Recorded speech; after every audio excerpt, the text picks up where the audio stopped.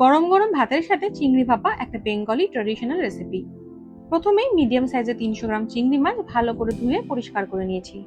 এবার পরিমাণ মতো লবণ আর হলুদ দিয়ে চিংড়ি মাছ ম্যারিনেট করে নিতে হবে। লবণ আর হলুদ মাখিয়ে চিংড়ি মাছ 10 মিনিটের জন্য রেখে দেব। এই সময় 1 চামচ কালো সর্ষে, 1.5 চামচ সাদা সর্ষে আর 1 চামচ পোস্ত সামান্য লবণ দিয়ে আগে শুকনো গুঁড়ো করে নেব। এতে পেস্টটা খুব ভালো হয়। এবারে 4-5টা কাঁচা লঙ্কা আর 2 চামচ নারকেল কোড়া দিয়ে ভালো করে বেটে নেব। এখন একটা টিফিন বাটিতে সরষে পোস্ত পেস্টটা দিয়ে দিলাম।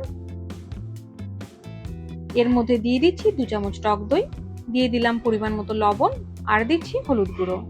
এবারে সবকিছু ভালো করে মিশিয়ে নিয়ে ম্যারিনেট করে রাখা চিংড়ি মাছটা দিয়ে দেব। সাথে দিয়ে দিচ্ছি কাঁচা লঙ্কা আর সর্ষের তেল। সবকিছু ভালো করে মিশিয়ে নিয়ে টিফিন বাটির ঢাকনা বন্ধ করে কড়াইয়ে ভাপানোর জন্য বসিয়ে দিলাম। মোটামুটি 10 থেকে 12 মিনিট ভাপিয়ে নিলেই তৈরি চিংড়ি ভাপা।